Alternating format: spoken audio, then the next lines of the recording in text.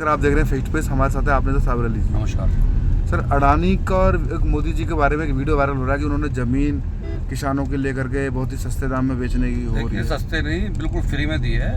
वो 1 रुपया तो इसलिए दिया गया है कि बिना 1 रुपये के कंप्यूटर एक्सेप्ट नहीं करेगा और कोई ना कोई रकम उसमें भरने के लिए जरूरी होती है, वरना वो फ्री में ही देश तो लुटा ही दिया, ज़मीन भी लुटा देंगे क्योंकि उसके ऊपर वो ज़्यादा मेहरबान है। अब आप ये देखिए 1 रुपये एकड़ क्या होता है। 1 रुपये एकड़ में उन्होंने ज़मीन दे दी और उसके बाद पुलिस किस तरह धमका रही है। पहले आप ये वीडियो देखिए, आपने वीडियो देखा, आप ये देखिए कि प्रशासन किस तरह खुलेआम लोगों को धमका रहा है कि अपनी अपनी ज़मीन इनके हवाले कर दो, वरना में तो कुछ भी हो सकता है, जेल में भी डाल सकते हैं। ठोको वाली भाषा उनको आता ही है, गोली भी मार सकते हैं, गायब भी कर सकते हैं। लेकिन क्या इससे जनता सुरक्षित हाथों में अपने आप को महसूस करेगी, या जनता ये समझेगी कि हम किस देश में रहते हैं? हमारे देश के प्रधानमंत्री जी एक ही आदमी को हमारी ज़मीन ज़बरदस्ती देना चाहते हैं, ऐसा क्यों? उस पर किसानों का हक है, उस पर जो मेहनत मजदूरी करके जो अनाज उगाते हैं जिससे हमारे देश का भला होता है, उन लोगों का हक है।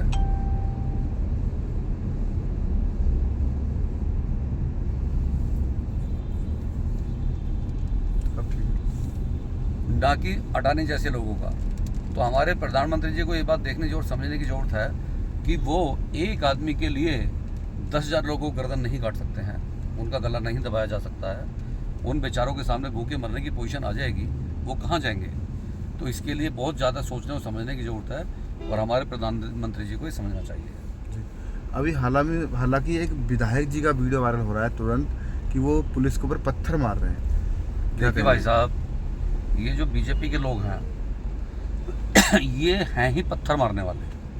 मोदी जी ने कहा था एक बार और योगी जी ने भी कि पत्थरबाजों की सज़ा भयानक, उनके घर पे बुलडोजर चलाया जाता है, उनको जेल में डाल दिया जाता है और यहाँ तक भी कहा कि इनकी पहचान कपड़ों से और पत्थर मारने से होगी। आप ये बताइए, आप पहले आपने वीडियो देखिए, वीडियो देखा है नहीं, पहले ये देखिए, आपने वीडियो देखा? बीजेपी का नेता खुलेआम पुलिस प्रशासन के ऊपर पत्थर चला रहा है। अगर ये काम मुस्लिम नेता ने, एमएलए तो छोड़िए, अगर किसी छोटे नेता ने भी किया होता तो उसको अब तक उठा के जेल में डाल दिया गया होता और उसकी जमानत कब होती ये भी नहीं पता। हो सकता है कि वो अंतिम संस्कार के लिए ही बाहर आता। लेकिन ये दोहरा रवैया है हमारे देश में कि बीजेपी के गुंडे कुछ करें तो उनके लिए कोई और सज़ा है और आम नागरिक कुछ करें तो उसके लिए कुछ और सज़ा है, जो ऐसा नहीं होना चाहिए क्योंकि हमारे संविधान में सबके लिए एक ही कानून है। इसके लिए बीजेपी के लोगों को सीखने और समझने की सख्त जरूरत है। अपने हिसाब से लगा। दिल्ली पुलिस ने एक कामयाबी हासिल की है कि अवैध हथियारों की फैक्ट्री बरामद की है। देखिए, पुलिस ऐसे कारनामे रोज कर सकती है। जब हमारी दिल्ली पुलिस कर सकती है तो यूपी पुलिस भी कर सकती है, लेकिन पुलिस को करने नहीं दिया जाता। अब आप ये देखिए कि हथियार बनाने का जखीरा और फैक्ट्री जो ये बरामद हुई है, इसमें टोटल हिंदू लोग हैं। अगर इसमें एक भी मुस्लिम होता तो इस फैक्ट्री को इतने बढ़ा चढ़ा के हमारी दलाल मीडिया पेश करती कि जैसे हिंदुस्तान का सिर्फ एक ही कारखाना बनता है जिसमें हथियार बनता है और लोगों के साथ गद्दारी की जाती है, देश के साथ गद्दारी की जाती है। लेकिन अब जबकि 6 लोग पकड़े गए हैं और 6 के 6 हिंदू हैं, तो किसी चैनल पे या किसी बजरंग दल या किसी गौरक्षा दल या एक मैं देखता रहता हूँ कोई पागल बंदा भौंकता रहता है, हिंदू महासभा का अपने आप को प्रेसिडेंट कहता है वो, ये लोग अब कौन से बिल में घुसे हुए हैं? क्यों नहीं बोल रहे कि भाई ये हथियार बनाने की फैक्ट्री हुई पकड़ी गई है तो ये हमारे देश के साथ गद्दारी है। इस गद्दारी की सिर्फ एक ही सज़ा है कि इनके खिलाफ देशद्रोह का मुकदमा दर्ज होना चाहिए और देशद्रोह के साथ साथ इनको कभी भी जमानत ना मिले ताकि कोई दूसरा बंदा इस तरह की फैक्ट्री चलाने की ज़रूरत ना करे, क्योंकि इससे तो ये तो हमारे देश को बहुत पीछे ले जाएंगे और हमें इसको समझना होगा, हमारे बच्चों को समझना होगा।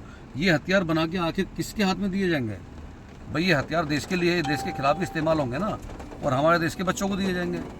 तो हमें अपने बच्चों को इनसे बचाना होगा और जितने लोग इसमें ये शामिल पाए जाते हैं, क्योंकि ये तो सिर्फ 6 लोग पकड़े गए हैं, जब इतने बड़े स्तर पे हथियार बनाया जा रहा है तो सप्लाई कहाँ होता है, उनको पकड़ा जाए। उनको कौन खरीदता, कौन बेचता है, कौन इनका डीलर है, उसको पकड़ा जाए। जब तक ये सब नहीं होगा इसमें सुधार नहीं होने वाला है। इसीलिए पुलिस प्रशासन को और हमारे देश के कानून को, इनके ऊपर सख्त कानून और कानूनी कार्रवाई की जरूरत है, जो करना चाहिए। और इसी तरह से हमारी पुलिस अगर काम करती रहेगी तो मुझे नहीं लगता कि आगे आने वाले टाइम में कोई इस तरह का साहस कर पाएगा। इसी के लिए मैं एक बात सिर्फ कहना चाहूँगा कि हमारे देश के नौजवान जो धीरे धीरे गलत रास्ते पे जा रहे हैं, इनको बचाया जाए और जो इस तरह की नाजायज़ काम करते हैं और फैक्ट्री चलाते हैं, इनको सख्त सज़ा दी जाए। इसी के साथ जय हिंद, खुदा हाफिज़, अस्सलाम वालेकुम। ये गाना अपनी